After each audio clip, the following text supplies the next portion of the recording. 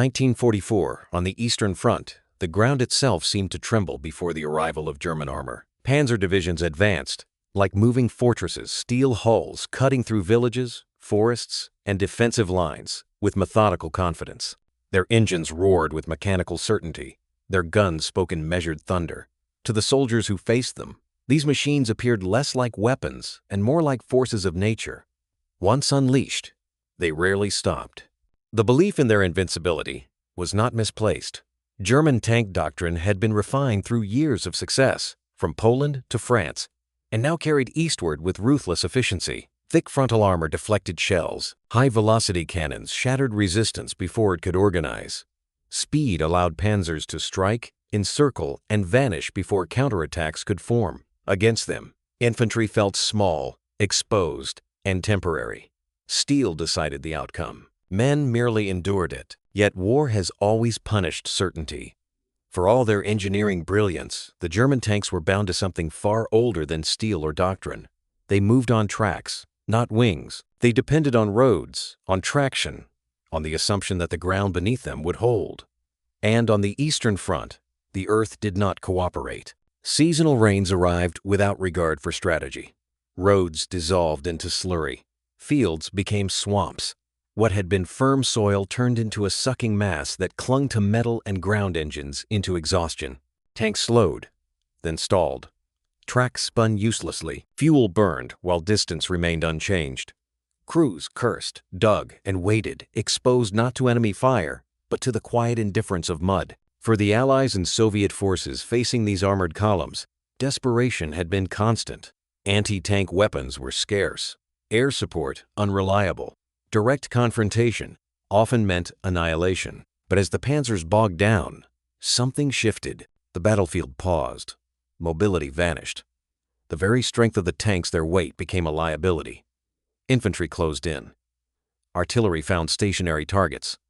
Time, long denied, returned. No engineer designed this countermeasure. No factory produced it. Mud was not a weapon forged or issued. It was simply there.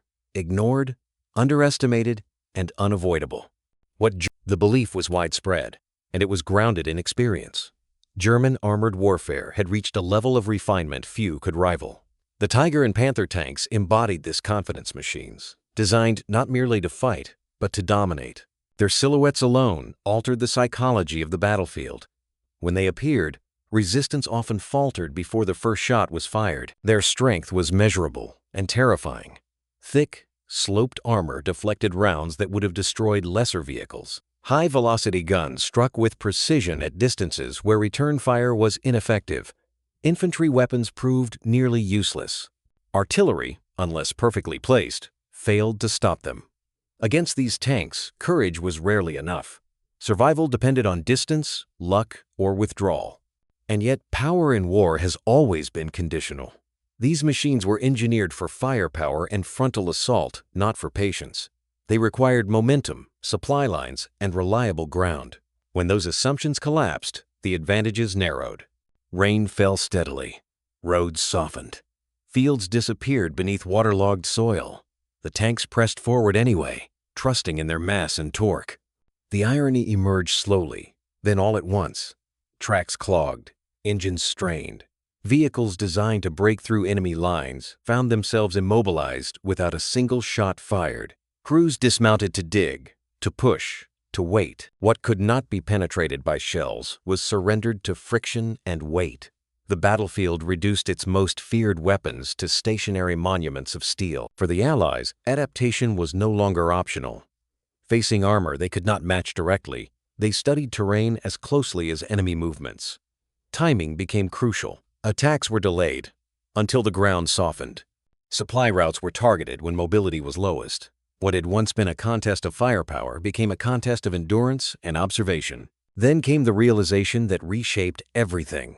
The battlefield itself was no longer neutral. Weather, long treated as an inconvenience, revealed its strategic value. Rain altered outcomes. Mud dictated tempo. The tanks still possessed their guns and armor, but their dominance was no longer absolute. Control had shifted not to a new weapon, but to conditions no army could command. As forecasts grew darker and clouds gathered again the rain settled over the front with quiet persistence. It soaked uniforms, blurred horizons, and slowly erased the distinction between road and field. What had once been firm ground became a heavy, clinging mass that resisted every movement. Across the battlefield, even the German tanks engineered to force their way through resistance began to labor against the earth itself. For weeks, the belief in their unstoppable nature had remained intact. Crews trusted in steel and horsepower, convinced that momentum alone would carry them forward. But mud does not yield to confidence. Tracks spun without progress. Engines overheated as fuel vanished into motionless effort.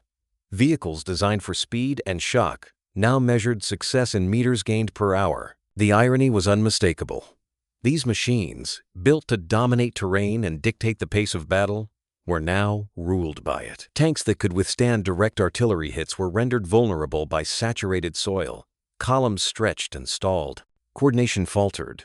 A weapon meant to impose certainty found itself trapped in uncertainty, exposed not by enemy fire but by the ground beneath it. For the Allies, long accustomed to reacting rather than dictating, the change was subtle but profound. Defensive positions gained new relevance. Time returned to commanders who had lacked it. Mud slowed advances, broke formations, and forced German units into predictable routes. What had been a weakness, inferior armor and firepower, was partially offset by patience and observation. Allied engineers and officers began to understand the implications. Attacks were planned around weather forecasts. Movements were delayed until rain did its work. Supply lines were targeted where mobility failed. The battlefield was no longer just a space to be crossed, it was a condition to be shaped. Mud became an ally, not an obstacle. This was not innovation in the laboratory, nor brilliance at the drafting table. It was adaptation under pressure, the realization that dominance did not always belong to the strongest machine, but to the side that understood its limits. And as the rains continued and the ground grew heavier still, the war entered a phase where the most decisive force was no longer steel or firepower, but the silent resistance of the earth itself, waiting to be used. The belief among German commanders remained firm. Their armored formations had been built for dominance, engineered to impose movement where none existed, and to break resistance through momentum alone. Steel, horsepower, and discipline had carried them across borders and through defenses before. There was no reason, they believed, that terrain itself could deny what engineering had made possible. For the Allies, the realization came quietly and without ceremony. It did not arrive in the form of a new weapon or an intercepted document, but through observation. Tanks that should have advanced stalled. Columns that should have maneuvered froze in place. The enemy's strength remained intact, yet its effect diminished. The battlefield was speaking, and it was saying something different than doctrine had promised. The irony was sharp. The very machines designed to overcome obstacles now depended entirely on the ground's cooperation. Weight, once an advantage, pressed downward with consequence. Tracks that spread load and ensured traction on firm soil sank deeper into saturation. Engines consumed fuel without gaining distance. Superiority, so carefully constructed, revealed a hidden fragility. Allied engineers and field commanders began to think differently. Mud was no longer an inconvenience to be endured, it was a condition to be shaped. Ditches were widened. Roads were sabotaged at precise points. Drainage was disrupted rather than repaired. What could not be stopped by firepower could be delayed by preparation. Each hour gained mattered. Anti-tank strategies evolved accordingly. Instead of seeking direct confrontation, forces waited for immobilization. Artillery was reserved for stalled vehicles. Infantry closed in when escape routes disappeared.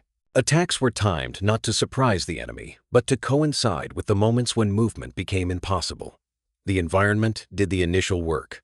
Men followed. This was labor without spectacle. Engineers worked through rain and darkness, shaping ground rather than steel. Their tools were shovels, explosives, and patience. The results were subtle but decisive. German advances slowed not because they were defeated, but because they could no longer proceed on their own terms. Gradually, the feared image of unstoppable armor began to change. Tanks appeared abandoned, tilted at unnatural angles, half-buried and silent. Crews waited for recovery vehicles that could not reach them. Plans collapsed under the weight of conditions no staff officer could command. What emerged was a new understanding of warfare, one older than machines and more enduring than technology. Control of terrain did not require ownership, it required insight, and as the ground continued to resist, the Allies learned that the battlefield itself could be turned into a weapon, one that asked no permission and offered no mercy. Ahead, the rain showed no sign of stopping, and with the shock was not in what the Allies built, but in how little they built. There were no revolutionary weapons unveiled, no sudden leap in firepower. Instead, Allied engineers began working with what already existed: soil, water, elevation, and time. The realization was unsettling in its simplicity. German tanks did not need to be destroyed to be defeated. They only needed to be stopped. The belief that followed was precise and unsentimental. Panzers remained formidable machines, unmatched in direct confrontation. Their armor still resisted shells. Their guns still dominated open ground. But all of this power relied on movement. Speed allowed them to choose engagements. Mobility allowed them to escape consequences. Without it, their advantages thinned rapidly. Here, irony settled in. The Allies gained leverage not through complexity, but through restraint. Roads were not reinforced, but weakened. Fields were flooded rather than drained. Obstacles were placed where recovery vehicles could not reach. The battlefield was reshaped quietly, deliberately, with the knowledge that tanks forced to slow would eventually become tanks forced to stop. The struggle was methodical and unglamorous. Engineers labored under fire and rain, often at night, measuring gradients and soil density instead of enemy formations. Each decision aimed not at destruction, but delay. A tank delayed became predictable. A predictable tank became vulnerable. Time, once the Germans' ally, was turned against them. Mud was used not randomly, but intentionally. Barriers funneled armor into low ground. Trenches were cut to collapse under weight. Natural choke points were exaggerated until retreat was as difficult as advance. When tanks entered these spaces, they did so with confidence until motion disappeared beneath them. What followed was exposure. The revelation came as immobilized armor accumulated across the front. German crews waited for recovery units that could not arrive. Fuel ran low. Radios crackled with uncertainty. Artillery, once ineffective against moving targets, found stationary ones. Infantry closed in where once they had scattered. The tanks were still dangerous, but only if they could move. This approach did not promise quick victories. It demanded patience and discipline. But it worked, because it aligned with reality. Engineering did not oppose German strength, it redirected it. Weight became burden, power became inertia, speed became expectation.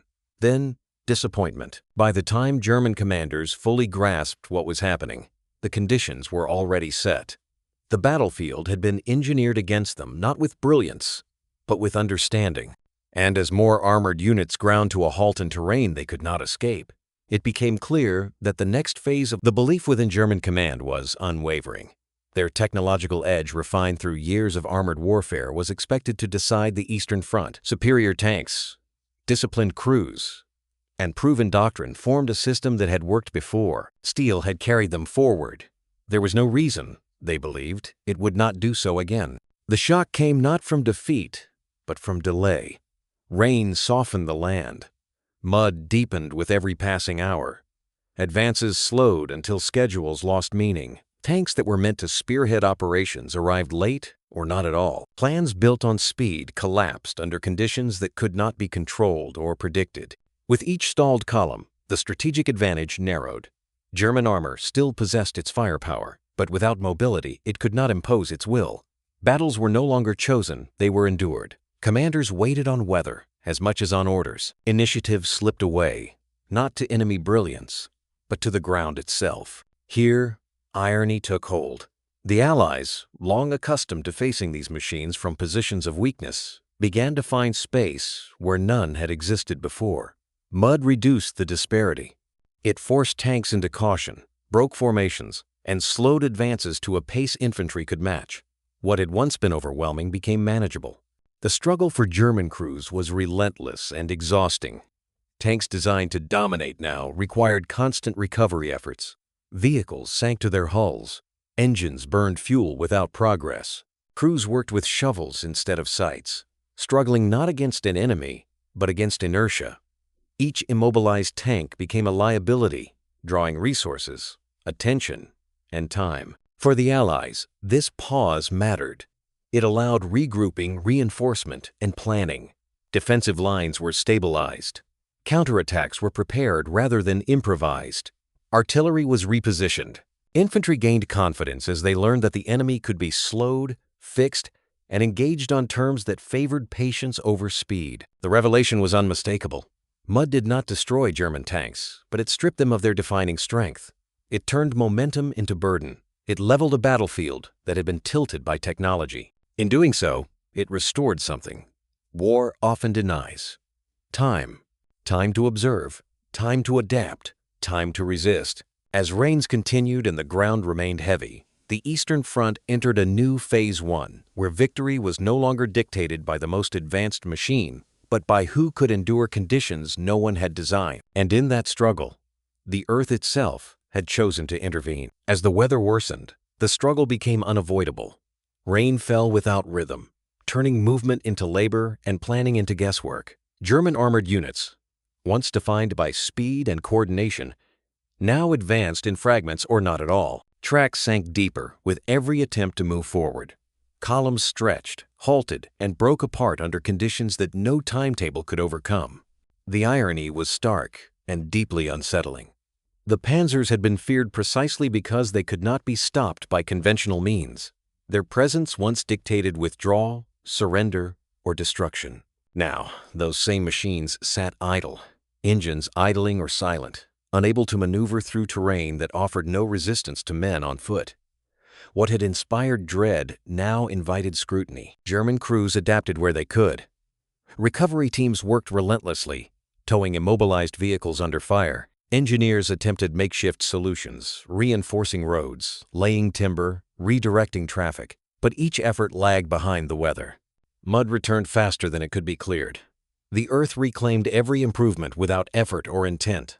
Pressure mounted within the German command. Plans built on synchronized movement unraveled. Armor could not support infantry on schedule.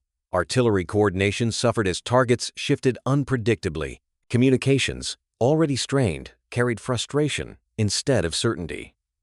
Commanders issued orders that could not be executed not because of resistance, but because movement itself had become unreliable. Doctrine offered little guidance. Blitzkrieg assumed momentum. It relied on the ability to exploit gaps, to flow around obstacles, to impose tempo. But Mud erased tempo entirely. There were no breakthroughs to exploit when advance itself was the problem. Initiative slipped away, not to the enemy's will, but to circumstance. Meanwhile, the battlefield changed character. Immobilized tanks required protection. Infantry was diverted to guard machines that could no longer advance. Fuel, ammunition, and recovery assets were consumed simply to maintain position. What had once been an offensive asset now demanded constant attention, drawing strength away from other fronts. This transformation was gradual, but unmistakable. The Panzer, once the spearhead of Germany's war machine, began to resemble an anchor. Its presence fixed units in place rather than projecting power forward. Each stalled vehicle narrowed options. Each delay multiplied consequences.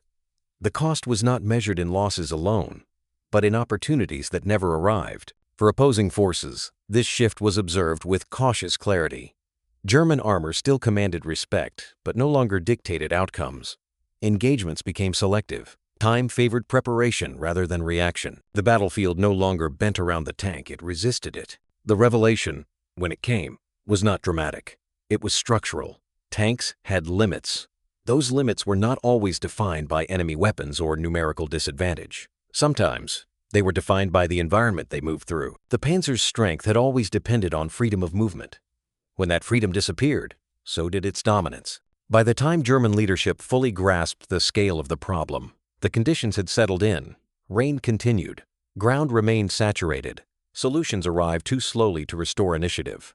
What had once been a symbol of modern warfare now revealed its dependence on factors beyond design or doctrine. The shock was not announced by gunfire or sudden collapse, but by repetition. Allied forces began to notice a pattern. German tanks entered low ground and did not emerge on schedule. Advances stalled in the same places. The terrain itself was creating predictable outcomes. What had once been chaos revealed structure, and with it, opportunity. German belief in their ability to navigate any battlefield remained intact. Crews trusted their experience, their machines, and the doctrine that had carried them across Europe. Mud was considered an obstacle, not a threat, something to be endured, bypassed, or overcome with persistence. But persistence could not change saturation. The ground no longer responded to effort. The irony unfolded slowly. What had been dismissed as inconvenience became central to Allied planning. Mud was mapped as carefully as enemy positions. Low-lying areas were marked not as hazards, but as potential traps. Routes that appeared passable were left untouched, allowed to deteriorate naturally. German armor was not forced into these spaces, it moved into them willingly. Once inside, the struggle became mechanical and psychological. Tracks lost purchase. Vehicles sank unevenly, twisting suspensions beyond tolerance. Recovery efforts drew more vehicles into the same ground, compounding the problem.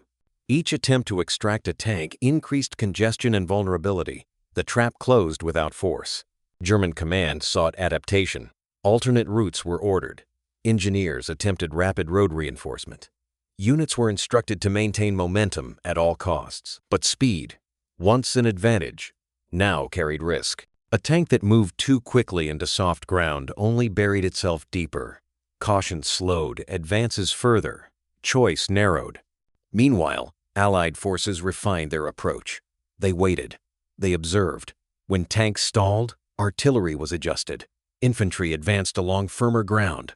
Supply lines to immobilized units were disrupted. Engagements occurred on Allied terms, not German initiative. Destruction was secondary to fixation. The revelation was strategic, not tactical.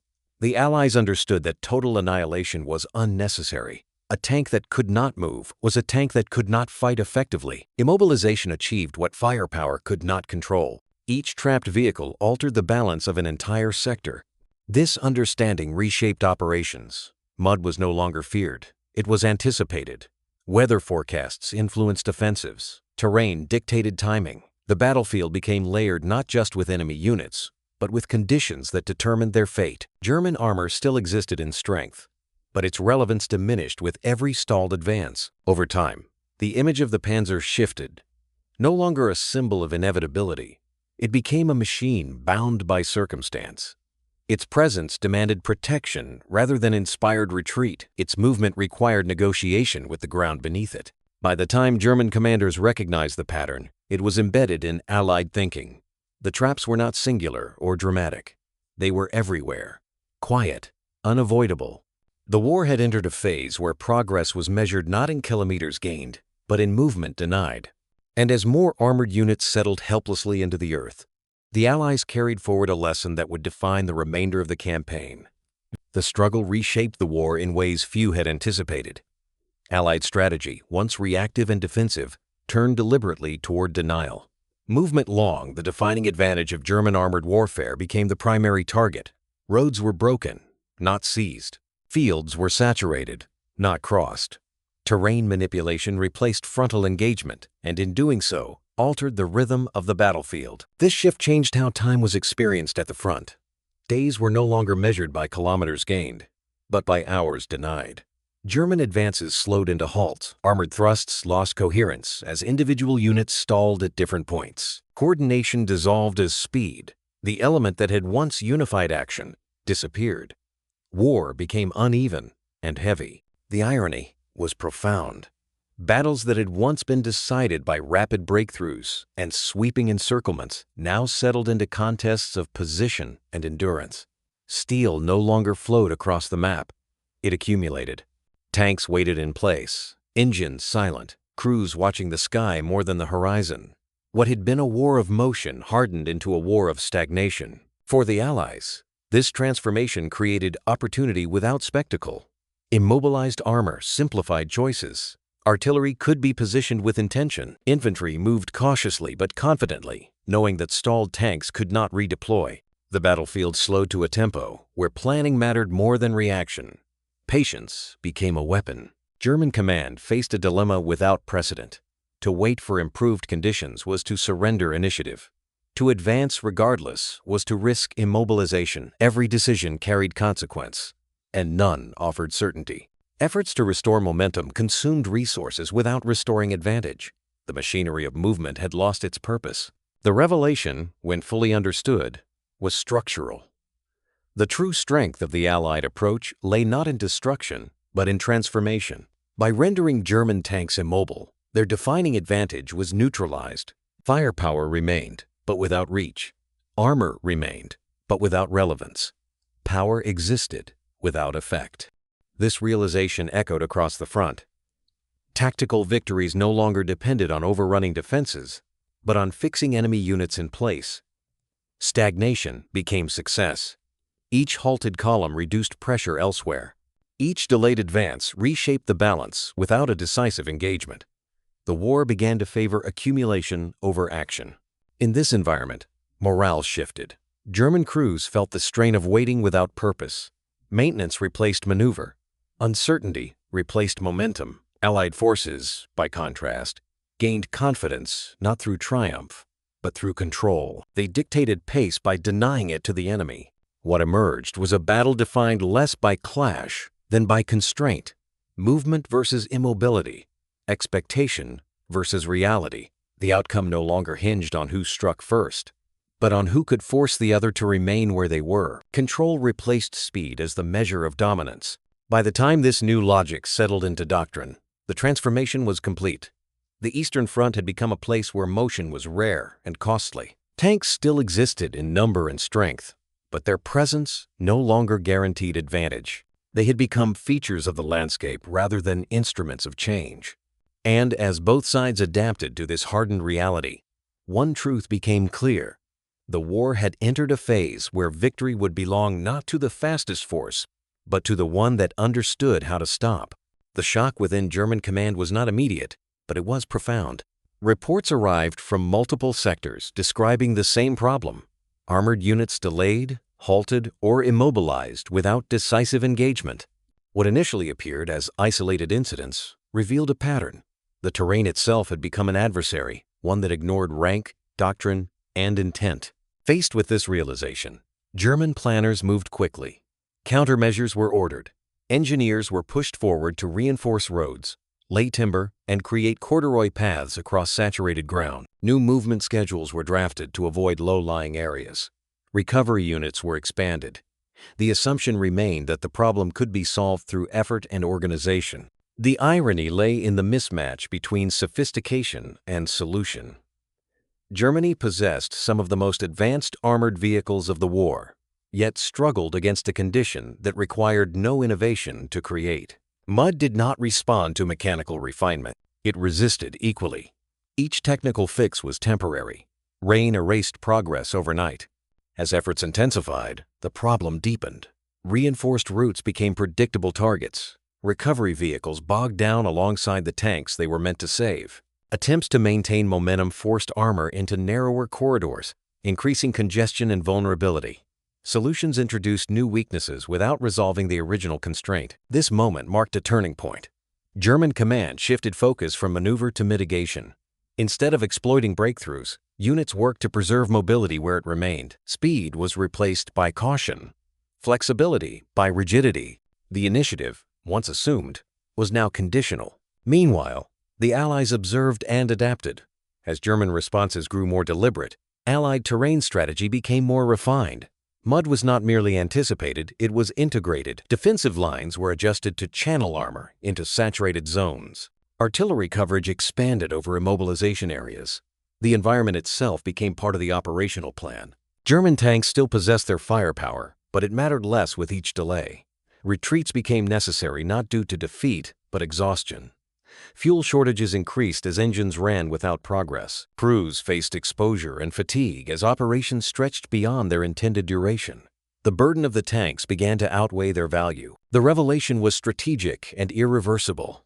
Terrain had shifted from background to determinant. The Allies had not neutralized German armor through superior machines, but through understanding conditions the machines depended on. What could not be countered with force was countered with patience. As this reality settled in, withdrawals followed. Not chaotic retreats, but calculated pullbacks from positions that could no longer be sustained. The panzer formations, once the instruments of advance, became liabilities when conditions denied their function. What had promised dominance now demanded preservation. German leadership recognized the danger too late. No redesign could overcome saturated ground. No doctrine could restore tempo without movement. The war had moved into a realm where control of environment outweighed control of technology. By the time the panzers withdrew from ground they could not traverse, the balance had already shifted. The Allies had gained not just time, but confidence. They had learned that power did not always belong to the side with the strongest weapon, but to the one that understood where that weapon could no longer be used. And as German armor retreated from fields it could not cross, a new truth hardened across the front. The battlefield itself had chosen a side, and it favored those who knew how to listen. The struggle did not end with a single decision or decisive engagement. It persisted through repetition. Day after day, the Allies continued to shape the battlefield, exploiting terrain with deliberate consistency. Roads remained broken. Low ground stayed saturated.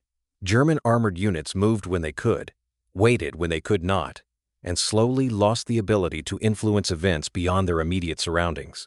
What had once appeared to German planners as a temporary inconvenience hardened into a permanent condition. Mud did not recede on command. Weather did not conform to schedules. The machines designed to impose speed now consumed time. Each delay multiplied strain on crews, on supply lines, on command itself. The battlefield began to extract a cost that no amount of firepower could offset. The irony was complete. German tanks, symbols of technological dominance, had been designed to overcome resistance, not to endure inactivity. Their strength depended on momentum, and momentum had been taken from them. Immobilized armor demanded protection. Recovery operations drew resources forward only to become mired themselves. The very presence of tanks began to slow the formations they were meant to lead. The turning point emerged gradually, then unmistakably. Allied forces, no longer reacting to German movement, began to dictate tempo. Infantry advanced when armor stalled. Artillery targeted fixed positions rather than advancing columns. Engagements occurred by design rather than necessity. German units, unable to keep pace, ceded initiative without being decisively defeated. Attrition became the method, not through massed assaults, but through denial. Fuel burned without progress. Maintenance cycles lengthened. Crews rotated less frequently. Each stalled vehicle represented not only lost mobility, but lost opportunity elsewhere. The German war machine remained formidable in theory, but increasingly inefficient in practice. For the Allies, this approach required discipline and restraint. Success was measured not by dramatic victories, but by accumulated advantage. Each immobilized tank reduced pressure across the front. Each delayed advance allowed reinforcements to arrive and defenses to harden. Time, once scarce, became manageable. The revelation at the heart of this struggle was stark. The decisive contest was not being fought solely between armies, but between intention and environment. Weapons mattered, but conditions determined whether they could be used. The Allies had learned to fight the battlefield as much as the enemy. As weeks passed, the effects compounded. German armor withdrew from positions it could not sustain. Attacks were postponed or abandoned. Strategic objectives were revised downward. What had begun as localized difficulty became systemic limitation. The war shifted not through collapse, but through erosion. Attrition favored those who could endure stagnation. Allied logistics adapted. Command structures absorbed delay. Defensive depth increased. German forces, built for speed and decisiveness, found themselves constrained by a reality that rewarded patience over power. By the time the balance fully tipped, the outcome was no longer in doubt.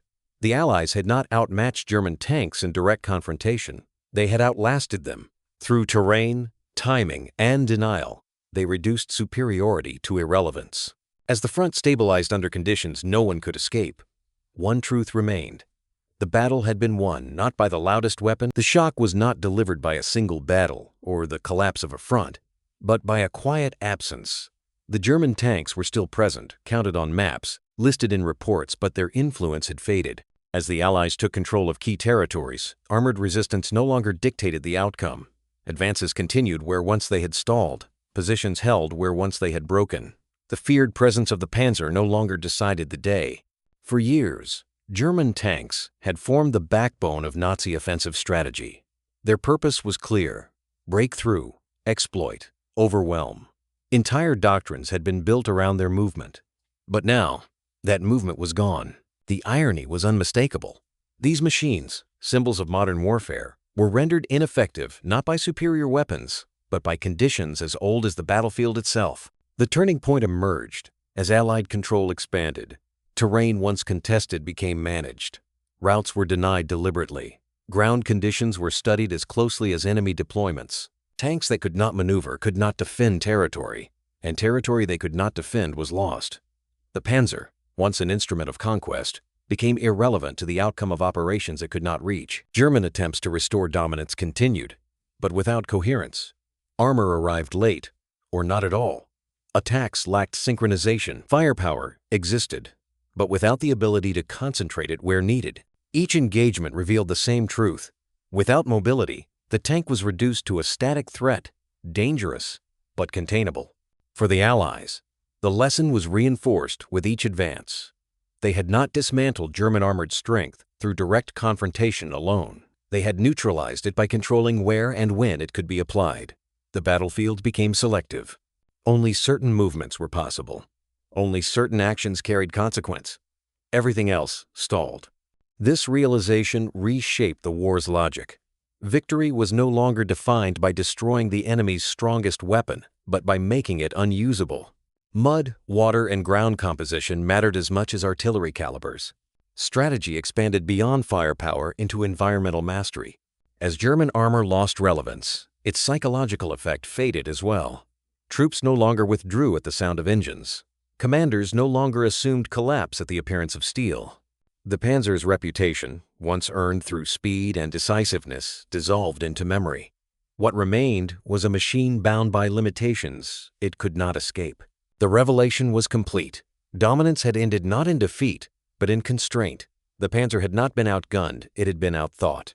The Allies understood that power must move to matter. When movement was denied, power became static. And static power, no matter how formidable, could be managed. By the time this understanding fully settled across the front, the balance had shifted irreversibly. The German tank, once the spearhead of modern warfare, had been reduced to a supporting role in a war it no longer shaped. Control of terrain, not technological superiority, defined success. As the Allies advanced into territories once shielded by armor, the end of the Panzer's dominance became undeniable. The battlefield had changed its rules, and in that change lay a lesson older than any machine. No weapon, however powerful, can dominate forever when the ground itself refuses to yield. The consequence unfolded not as a sudden disaster, but as a gradual unraveling. German strategy on the Eastern Front had become increasingly dependent on armored force as the decisive solution. Tanks were expected to break resistance, restore initiative, and compensate for mounting pressures elsewhere. Yet this reliance assumed a battlefield that would cooperate. When it did not, the structure beneath the strategy began to fail. Overconfidence narrowed perspective. German planning treated the Panzer not as one tool among many, but as the solution itself. Other considerations, terrain, weather, sustainability, were subordinated to the expectation of movement. As long as the tanks advanced, problems could be solved later. When they did not, there was no alternative framework ready to replace them. The irony was unavoidable. The most advanced machines in the German arsenal were undermined by one of the most basic elements of warfare. Mud required no innovation, no supply chain, no command structure. It simply existed. And against it, power meant little. Armor sank. Schedules dissolved. Coordination fractured. What had been built to impose certainty now operated in doubt. This erosion had strategic consequences. Immobilized tanks created gaps elsewhere. Infantry was stretched thin, protecting static armor. Resources were consumed, maintaining vehicles that no longer contributed proportionally to the fight. Command decisions became reactive, focused on preserving assets rather than achieving objectives. Momentum, once assumed, disappeared. As these conditions persisted, offensive capability collapsed. Attacks stalled before they began. Withdrawals became necessary not because of defeat, but because positions could not be supplied or reinforced. The battlefield punished insistence. Every attempt to force movement without regard for conditions produced the same result: delay, exposure, and loss of control. The revelation was harsh but clear. Overconfidence in a single weapon system, no matter how effective in ideal conditions, created vulnerability. German strategy had optimized for speed and shock, but neglected adaptability. When circumstances changed, there was no flexibility left to absorb the shift. The Allies, by contrast, had learned to accommodate uncertainty. They did not require dominance to succeed, only denial. By understanding the environment and its limits, they forced German armor into situations where strength could not be applied. Victory emerged not through superior force, but through superior alignment with reality. This was the true cost of overconfidence. Not just lost tanks or failed offensives, but the loss of strategic balance. Germany's war machine had been designed around a belief that technology could overcome any obstacle. The battlefield answered otherwise. It reminded both sides that no weapon exists independently of the conditions in which it operates. As the front stabilized under relentless weather and exhausted machinery, the collapse became evident. Not dramatic, not sudden, but irreversible. The tanks were still there, the crews still fought, but the certainty that once surrounded them was gone. In the end, the lesson was as old as warfare itself. Power that ignores its limits becomes fragile. Strength that refuses to adapt becomes liability. And on the Eastern Front, where earth and weather cared little for ambition, overconfidence exacted its price, quietly measured not in spectacle, but in opportunities that never returned. The human element of the struggle rarely appeared in official communiques. It did not announce itself with victories marked on maps or enemy units destroyed. Instead, it worked quietly behind the lines, in mud-soaked fields and half-finished roads, where Allied engineers and tacticians studied the land with careful attention. Their task was not to overpower German armor, but to understand it and then to deny it the conditions it required to function. These men were not celebrated in the moment. They carried no banners and claimed no dramatic breakthroughs. Their work was methodical, repetitive, and often invisible. They measured gradients, tested soil, and observed how water moved across ground under pressure. Where others saw inconvenience, they saw structure. Where others saw chaos, they saw opportunity. The irony of their contribution became clear only in hindsight. The true heroes of this phase of the war were not those who faced the tanks head-on, but those who ensured the tanks could not reach the fight at all. Engineers, planners, and logistics officers reshaped the battlefield long before combat began. They understood that the environment, if handled correctly, could do what weapons alone could not. They redirected water instead of draining it. They weakened roads rather than reinforcing them. They placed obstacles not to stop tanks outright, but to slow them just enough for the ground to finish the work. Each decision was grounded in restraint. Excessive force was unnecessary. Precision mattered more than scale. This approach required confidence of a different kind. It demanded patience when pressure called for action. It required trust in outcomes that would not be immediate or visible. Engineers worked knowing their success would be measured not by explosions, but by silence, by the absence of movement where movement was expected. The revelation that followed reshaped how warfare itself was understood. Innovation did not arrive in the form of new machines or revolutionary designs. It emerged through reinterpretation. Mud, water, elevation, and timing elements long considered obstacles were reframed as tools. The battlefield became something to be shaped rather than endured. Allied commanders began to rely on these insights. Operations were planned around conditions rather than ideal scenarios. Weather reports became as valuable as intelligence briefings. Engineers were consulted not as support, but as strategists. Their understanding of terrain informed decisions that once belonged solely to combat arms. The effect was cumulative. German tanks continued to exist in strength, but their relevance declined. Each immobilized vehicle validated the engineer's approach. Each delayed advance reinforced the principle that dominance required compatibility with environment. Over time, this understanding spread across the front, influencing how battles were fought and how success was defined. For the engineers themselves, reflection came later. Many would speak not of triumph, but of alignment, of learning to work with forces that could not be controlled. They did not defeat the Panzer through confrontation. They rendered it irrelevant through insight. In doing so, they demonstrated a truth often overlooked in war. The most decisive victories are sometimes achieved without direct conflict. As the front moved forward and the role of German armor diminished, their contribution became undeniable. The battlefield bore their mark not in ruins, but in restraint. The land itself reflected their decisions. And in that quiet legacy lay a lasting lesson. Warfare is not always won by those who build the strongest weapon.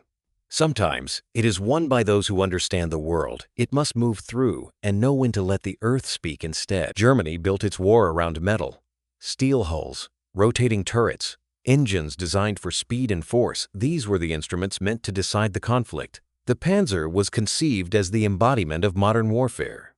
Mobile, decisive, overwhelming. For a time, it worked.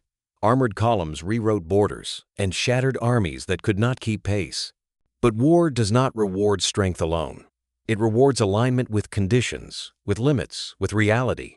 And on the Eastern Front, reality was written into the ground. The Allies did not defeat German tanks by matching them machine for machine. They defeated them by refusing to fight on terms that favored steel. Instead, they learned to fight the battlefield itself. Mud, water, weather, and terrain were no longer inconveniences to endure. They became instruments to apply. This shift did not arrive suddenly. It emerged through observation, patience, and restraint. What followed changed the nature of combat. Movement, once assumed, became conditional. Speed became risk. Power lost meaning without mobility. Tanks that could not advance could not dominate. Armor that could not reposition became static, predictable, and vulnerable. The Panzer's defining advantage dissolved not under fire but under weight. This was more than a tactical adjustment. It was a philosophical one. The Allies accepted that they could not control the environment, but they could understand it. They shaped plans around rain instead of resisting it. They let the ground do the work that weapons could not.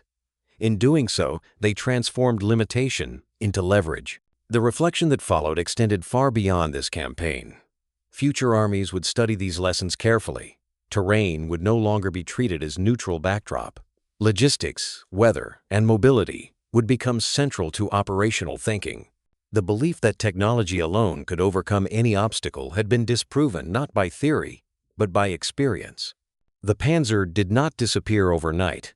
It continued to fight, to threaten, to kill, but its era of dominance had ended. Once stripped of movement, it was no longer decisive. It became one weapon among many, constrained by the same conditions that governed everything else on the battlefield. In the end, the outcome was shaped not by spectacle, but by persistence, not by destruction, but by denial.